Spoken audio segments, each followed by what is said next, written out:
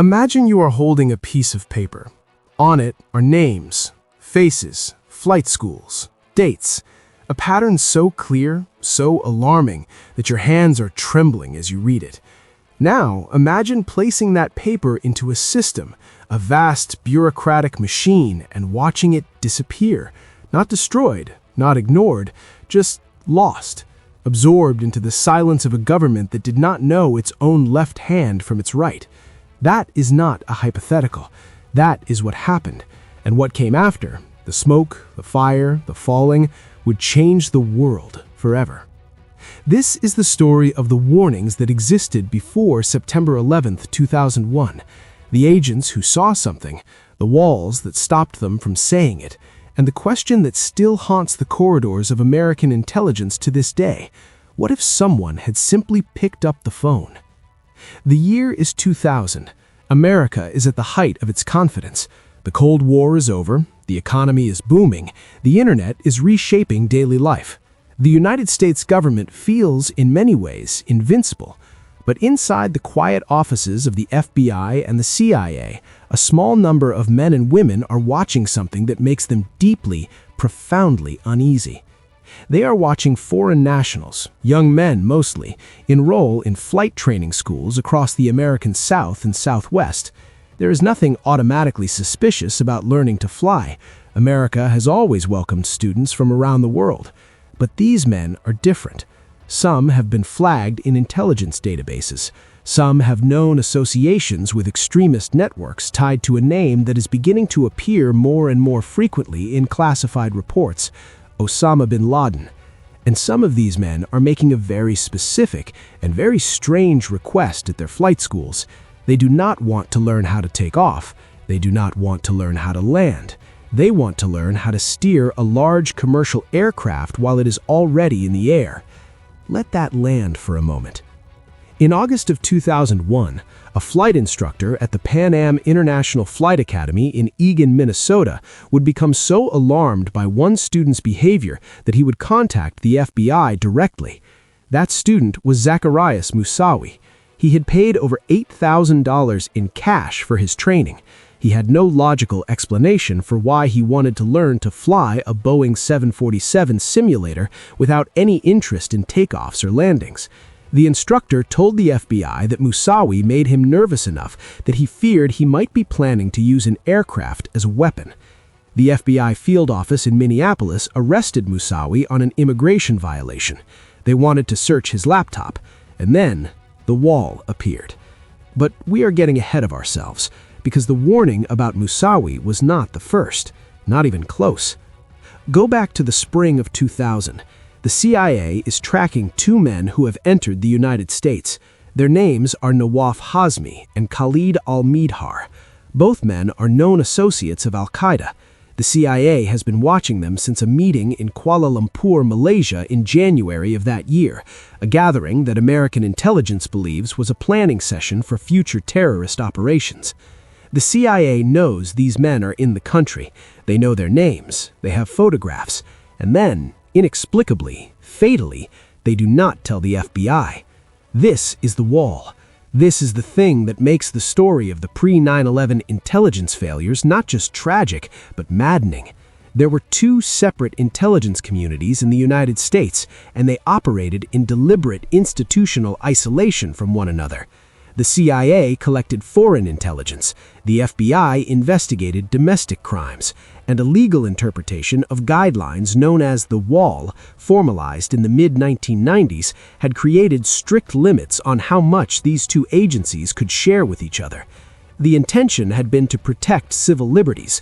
The result was a system in which the right hand genuinely did not know what the left hand was doing, and the men planning to fly aircraft into American landmarks were counting on exactly that.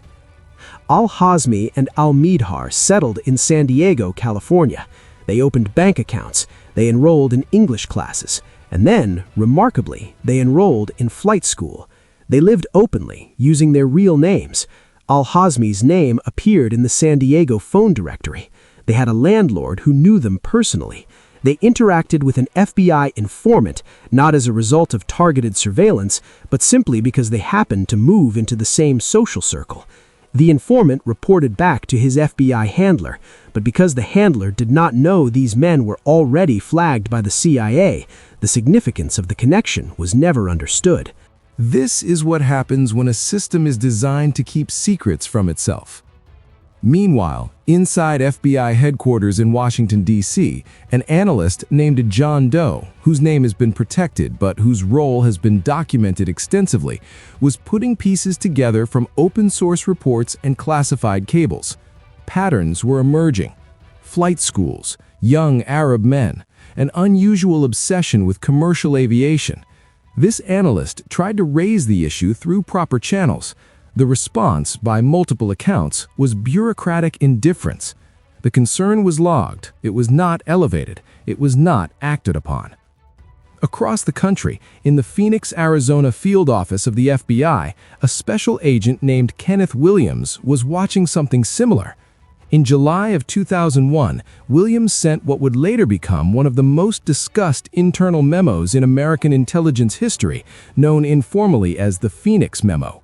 Williams had noticed a pattern of Middle Eastern men with possible extremist ties enrolled in civil aviation schools across the country. He recommended that FBI headquarters conduct a nationwide survey of flight schools to identify any suspicious students. He asked, directly and urgently, for the Bureau to investigate the possibility that Osama bin Laden's organization might be sending operatives to America to train as pilots. The Phoenix Memo went to 2 units at FBI headquarters. It was not acted upon. No survey was conducted. No nationwide alert was issued. The memo sat in the system, filed, logged, and forgotten until the morning of September 11th, when the terrible meaning of everything Williams had seen became undeniable. We have to ask ourselves something difficult here. Not to assign blame in a simple or political way, but to truly understand how this happened. Because it did not happen because the people involved were unintelligent. Many of them were brilliant, dedicated public servants who had spent their careers trying to protect the country they loved. It happened because of structure, because of culture, because of a system that had been built for a different era, a different kind of threat, and a different world. The Cold War model of intelligence was designed around states, governments with armies, with missiles, with borders. You watched the Soviet Union. You watched its military movements. You intercepted government communications. The enemy was large, visible, and operated through official channels. Al-Qaeda was none of those things. It was a network, decentralized, adaptive, operating in the shadows between countries, between jurisdictions, between the mandates of different agencies. It was, in the language of intelligence professionals, a non-state actor, and the American intelligence community, as of the year 2000, was still primarily structured to fight the last war. There was also the problem of volume. By 2001, the CIA and NSA were processing millions of pieces of raw intelligence every single day. Signals, intercepts, human reports, open-source data, financial transactions. The sheer mass of information was staggering, and inside that ocean of data, the specific signals that mattered, the ones about the 19 men, the 4 planes, the coordinated plan, were present. They existed. But finding them required someone to know what they were looking for, and knowing what to look for required the kind of cross-agency collaboration that the wall had made nearly impossible. In the summer of 2001, there was a dramatic spike in what intelligence professionals call threat reporting. The volume of communications intercepted by the NSA that referenced attacks, operations, and imminent action rose to levels that alarmed even seasoned analysts. CIA Director George Tenet would later describe the system as blinking red. Bin Laden was determined to strike in the United States. Those were the words in a presidential daily brief delivered on August 6, 2001. The briefing noted historical patterns of al-Qaeda activity and mentioned specifically the possibility of hijackings. The president was on vacation in Crawford, Texas. He thanked the briefer and returned to his day. 36 days later, everything changed. But here is what we must not allow ourselves to do. We must not reduce this story to a simple narrative of failure. because that is not entirely true. There were people, real, flesh and blood human beings, who tried, who saw, who raised their voices and found that the walls around them were too high, too thick, too deeply built into the architecture of the system they served. Colleen Rowley was one of them. A veteran FBI agent in the Minneapolis field office, Rowley fought ferociously to get authorization to search Zacarias Moussaouy's laptop before September 11th. She knew something was wrong. Her colleagues knew something was wrong. They believed, correctly, as the world would later learn, that Moussaoui was connected to a larger plot. They asked headquarters for an emergency warrant under the Foreign Intelligence Surveillance Act. Headquarters turned them down. The legal threshold, they were told, had not been met. The evidence was not sufficient. The wall held. Across the country, in the Phoenix, Arizona field office of the FBI, a special agent named Kenneth Williams was watching something similar. After September 11th, Rowley would write a 13-page memo to FBI Director Mueller detailing what had happened. She would eventually testify before the Senate Judiciary Committee. Time magazine would name her one of its Persons of the Year for 2002. She had done everything right. The system had done everything wrong.